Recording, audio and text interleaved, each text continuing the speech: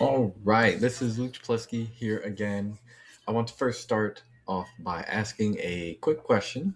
So, if I could tell you one health metric that predicts not only how well you perform during exercise, but also your long term health and even your longevity, would you want to know what it is? So that metric is called VO2 max. While many people think it's something only elite athletes truly care about, research has shown that VO2 max is actually one of the strongest indicators of cardiovascular health and overall fitness for everyone. Now, before we jump in, I want to quickly share what today's learning objective is. By the end of this lesson, you should be able to define VO2 max in your own words. You should be able to explain why it's important beyond athletic performance and measures, and you should be able to identify at least one strategy to improve it. Now, as we go through the lesson, I'd like you to think about how this information could apply not just to athletes, but to everyday life. So, what exactly is VO2 max? Let's start here. VO2 max stands essentially for maximal oxygen uptake, which is the maximum amount of oxygen your body can take in, transport, and essentially utilize during intense exercises. Now, as you can see here with this diagram, think of it as a delivery system. Oxygen enters through your lungs, your heart pumps that oxygen rich blood throughout your body and your muscles to use it to produce energy. The more efficiently this entire system works, the higher your VO2 max. Here's an analogy that I love to utilize. Imagine your body is like a car, oxygen is the fuel, and your heart and your lungs are the engine. A bigger, more efficient engine can produce more power with less effort.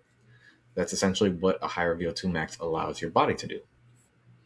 Now, a question that I want to give to all of you is, can anyone think of an activity that would require your body to use a lot of oxygen? And what I want you to do with that thought is just write it down, jot it down. We'll come back to that later. So now that we know what VO2 max is, why should we care? First, essentially, a higher VO2 max is associated with better cardiovascular health because your heart pumps more efficient at pumping blood. Second, it improves endurance. Whether you're training for a marathon or simply walking up several flights of stairs, a higher VO2 max helps your body perform those activities with less fatigue. And finally, and perhaps most importantly, research has consistently shown that individuals with a higher level of cardiorespiratory fitness generally have a lower risk of chronic disease and improved longevity.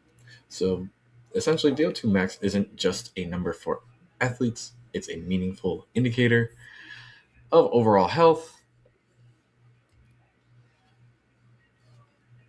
Now, the good news is that VO2 max is essentially trainable. So, one of the best ways to improve it is through consistent aerobic exercise. So, zone 2 cardio training, such as brisk walking, cycling, or jogging at a moderate intensity, helps build your aerobic base. A higher intensity interval training can also improve VO2 max by challenging your cardiovascular system at higher intensities. However, perhaps the most important factor is consistency. So, small, regular improvements over time have the greatest impact. So, let's wrap up here with a quick review. So, today we learned that VO2 max measures how efficiently your body uses oxygen. It's an important predictor of health and performance, and it can be improved through regular aerobic exercise. And lastly, before I wrap it up here today, I'd like you all to think about one activity you could do this week to begin improving your VO2 max. Thank you again. If you have any questions, don't hesitate to reach out.